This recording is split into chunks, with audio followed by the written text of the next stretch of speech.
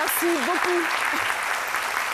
Et oui, celle que nous allons recevoir a un sens de l'humour très poussé. Elle est comédienne, elle est dotée d'un bac plus D, elle est très connue sur la toile avec la vidéo Grégoire donne mes affaires, qui faisait donc référence à l'affaire série Dorcas et Didier Zokora et bien d'autres vidéos. Vous savez certainement de qui il s'agit. Nous allons recevoir à présent Ivan Beke Niaba. Ivan.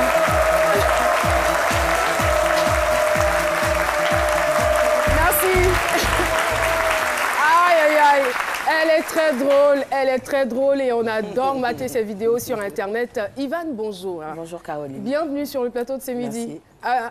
Je le disais, hein, on a un témoignage certainement dosé d'humour, mais c'est un témoignage vivant, un témoignage inspirant, un témoignage qui parle. Les téléspectateurs auront l'occasion de vous entendre, mais il faut dire que vous êtes ivoiro-capverdienne. Oui.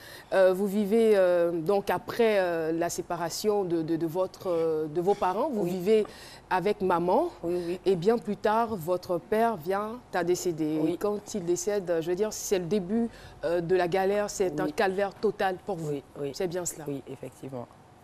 Merci déjà. Merci. J'ai toujours vécu avec ma mère après leur séparation. Et quand j'ai perdu mon père, c'est là que la galère a vraiment commencé parce que je peux dire que j'avais tout avec mes parents. Et quand j'ai perdu mon père, j'ai dû quitter la maison parce que je ne m'entendais plus vraiment avec ma mère à cause de l'adolescence et tout. Et j'étais livrée à moi-même, voilà. C'est là que tout a commencé en fait. Et quand vous quittez la maison familiale, quand vous quittez votre maman, vous allez où? Je vais chez une tante à Bobo, voilà, une commune d'Abidjan. Je vais chez une tante. À Bobo derrière Rail? Non, à Bobo d'abord. Je suis là-bas. Non, je veux dire quel côté d'Abobo, parce que je sais que vous avez été à Bobo derrière Rail. 4 étages. D'accord. Et là-bas, après, ça ne va pas. Je quitte la maison encore parce qu'elle me demande de partir. Et je me retrouve à Bobo derrière Rail, chez la mère de celui avec qui j'étais dans le temps, qui était un jeune à Bobo derrière Rail. Et je vis avec sa mère à côté d'un fumoir là-bas. Mais pourquoi vous ne retournez pas carrément à la maison chez vous? Je ne retourne pas à la maison parce que je veux montrer à ma mère que je peux me débrouiller toute seule. Par orgueil, par fierté. Franchement, c'est l'orgueil. Donc voilà, je ne retourne pas. Et j'essaie de me battre toute seule pour réussir. Voilà. Et donc, comme je disais, je vais vivre là-bas avec sa mère à lui. Et après ça, j'ai rencontré un autre oncle qui m'a dit « Ah, tu es où et tout, mais viens, vas-y, viens habiter chez moi et tout. » Et j'arrive chez lui à Toban, donc je quitte la galère, je reviens à Toban et là-bas encore, ça ne marche pas. Je suis encore livrée à moi-même et ce dernier-là… Vous vous retrouvez dehors après? Je me retrouve dehors et mon chéri de l'époque n'avait pas les moyens. Donc, il essaie de me trouver un petit studio à Yopougon. Le même gars d'Abobo? Oui, le même gars d'Abobo. J'ai eu le même gars longtemps aussi. Donc, C'est un gruyère. Voilà, C'est un gruyère. on se met là-bas, on se débrouille. Et avec la crise post-électorale, il vient à décéder dans des conditions assez dramatiques. Et là, je suis obligée de retourner chez ma mère. Voilà. Et donc, après ça a été difficile. J'ai eu un fils que j'ai perdu après tout ça. Donc, nous sommes désolés. Ça s'est enchaîné. Après le décès de mon père, j'ai perdu mon chéri. Après mon chéri, j'ai perdu mon fils. Et là, c'était trop pour moi. J'ai essayé de me débrouiller. Je suis allée au Mali. Mais comment vous arrivez à surmonter tout cela? Je veux dire, c'est une succession quand même d'événements malheureux.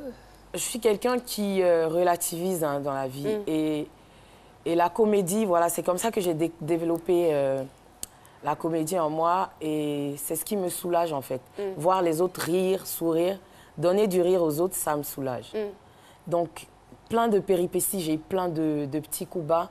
Et un jour, une anecdote, il y a un monsieur qui me draguait, un Français. Qui me draguait. À distance ou à distance, sur Internet, qui devait venir en Côte d'Ivoire. Et quand il est arrivé en Côte d'Ivoire, il m'a invité.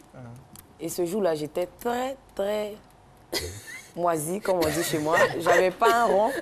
J'ai dû emprunter même de l'argent avec le boutiquier pour me rendre là-bas, mais sapé comme jamais. On n'a rien, mais on sait ça quand même. Donc, je suis arrivée. Et dans nos échanges, le monsieur m'a dit, il cherchait une servante pour 1 mois, son séjour en Côte d'Ivoire, pour nettoyer sa maison et tout. Et je me suis proposée, je lui ai dit, au lieu de sortir avec vous, je préfère être votre servante. Wow. Il était tellement dépassé qu'il m'a pris et j'ai été sa servante, ce monsieur-là. Et il était tellement fier de moi qu'il m'a payé au moins 3 fois le salaire qui devait 3 à 4 fois. On peut dire que vous avez eu le métro. C'était pas évident que la relation marche. Oui. Bon, vous l'avez bien servi en tout cas. Non, mais attends. Il faut avoir les deux, il faut avoir le beurre et l'argent du beurre. Non, mais il faut que les choses soient claires. Il faut que les choses soient claires pour Philo. Hein. Je veux dire que vous n'avez pas accepté d'être sa petite amie. Je n'ai pas accepté d'être. Est-ce qu'il vous a proposé cela? Non. Mais après, il ne propose pas d'être sa petite amie. Je lui ai présenté quelqu'un qu'il a épousé aujourd'hui. Voilà. Ok. Mais je vais dire que quelqu'un qui vous appelle pour dire non, je veux que vous soyez à mes petits soins pendant mon séjour. Vous dites, bon, ok, au lieu de sortir avec vous, non, c'est quelqu'un avec qui j'ai eu, si tu veux, une relation à distance. Ok. Et qui venait maintenant s'installer en Côte d'Ivoire. Et quand il est arrivé, je lui ai dit que moi, je voulais travailler, en fait. Je voulais pouvoir gagner ma vie. Et c'est comme ça que ça s'est passé. Et avec cet argent-là... C'était plus digne, hein? Oui, ouais, c'était plus digne. Avec cet argent-là, je suis allée au Mali.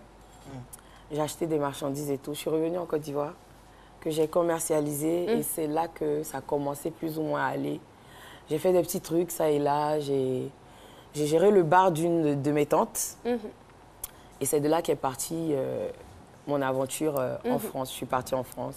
Entre-temps, il faut dire que vous avez quand même vécu beaucoup de galères qu'on ne va pas citer parce qu'on n'aura pas le temps, on n'aura pas suffisamment de temps pour égrener tout cela. Donc vous vous débrouillez, vous vous battez comme vous pouvez et vous allez en France. Pourquoi ce choix? Parce que j'étais fatiguée. J'avais vécu trop de choses ici. Je voulais changer d'air, je voulais voir d'autres choses. J'étais fatiguée de voir toujours les mêmes personnes. Voilà. Vous allez jusqu'en France, vous pouviez partir à Mans. Oui, c'est vrai, c'est pas faux. Mais ça aurait été toujours la même chose, je pense. Elle voulait aller à l'aventure. Voilà, et donc je suis allée, voilà. Et j'ai essayé l'aventure. Voilà.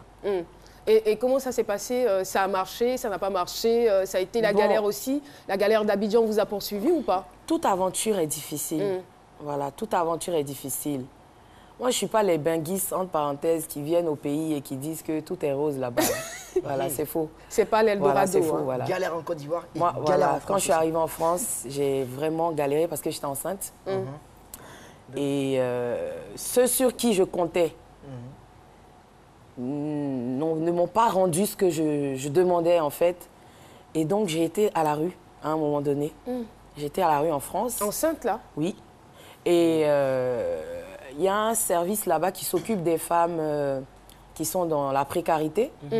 Et quand j'ai accouché à l'hôpital, j'ai été prise en charge par ce service-là. Et ma fille et moi, on a vu des vertes et des pas mûres.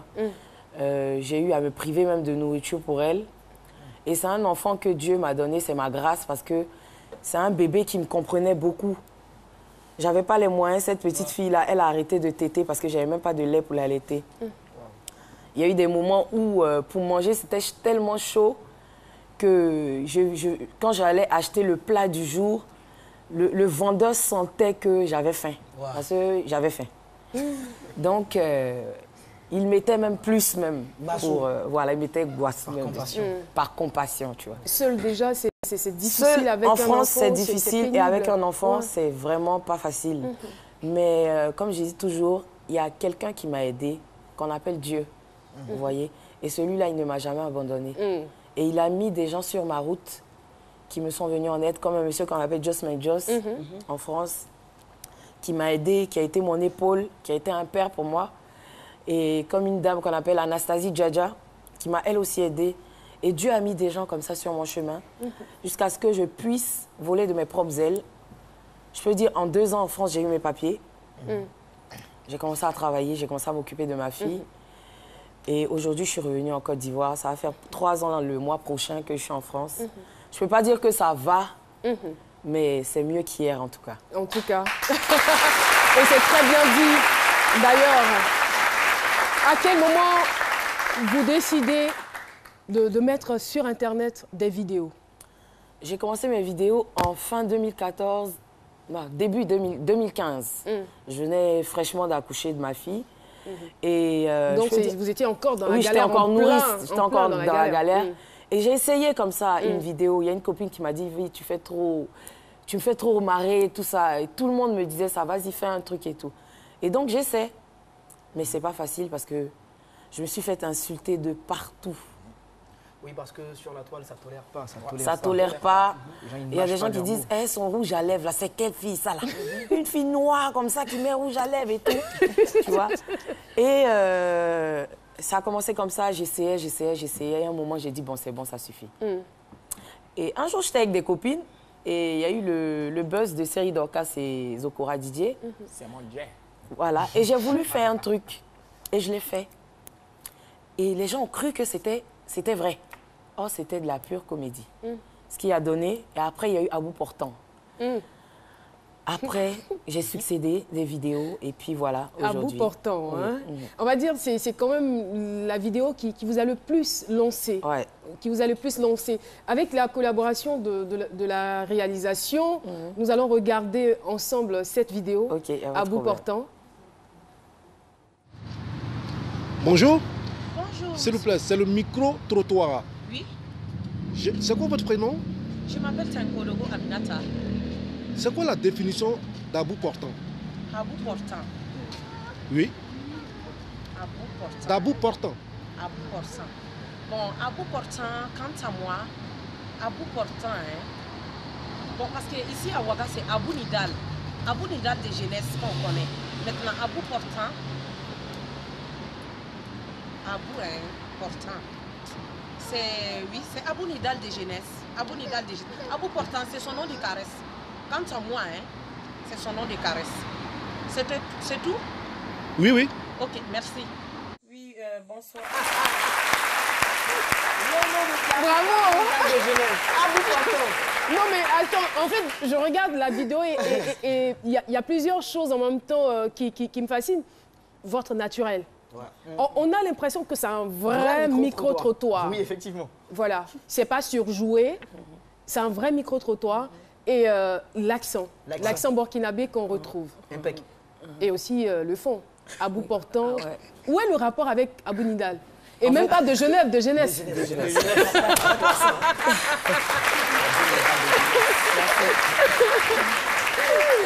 Oui. Merci. Vidéo très appréciée par les Burkinabés. Hein. Oui, c'est une vidéo qui a été très appréciée par les Burkinabés, pardon. Mes frères ivoiriens ne m'ont pas soutenue dans le passé. Au début. Hein. Au début. Mais avec cette vidéo-là, quand les Burkinabés ont dit c'est notre sœur, les Ivoiriens disent non. C'est une Ivoirienne.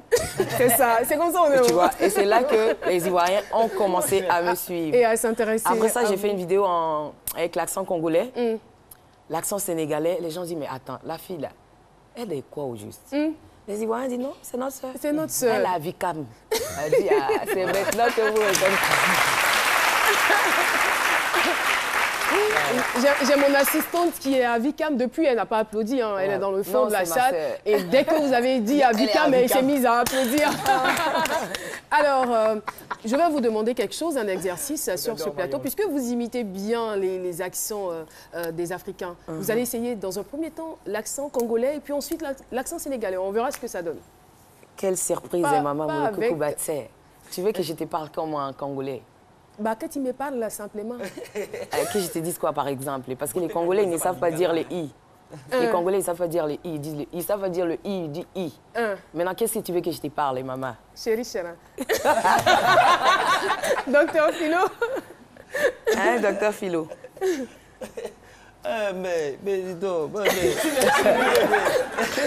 Déjà, je n'ai même pas encore parlé que tu es déjà ébloui. Ah oui? Hein? On quitte le Congo, on est au Sénégal. Je n'ai encore rien dit déjà que tu es déjà ébloui. Mais est-ce que vous savez que vous ressemblez à une femme sénégalaise? Ah bon? Normalement, non, je ne suis pas sénégalaise, je suis ivoirienne. Oui, je viens de Grand Laoubra, Fédon. Ah, d'accord. Oui. Bon, parlez-moi de votre propre ethnie, mais un peu d'Afrique. Le seul mot que je connais, c'est Akedoueno. Ça veut dire qu'il ne faut pas faire ça. Voilà. Et vous n'allez pas faire ça, vous n'allez pas parler votre langue.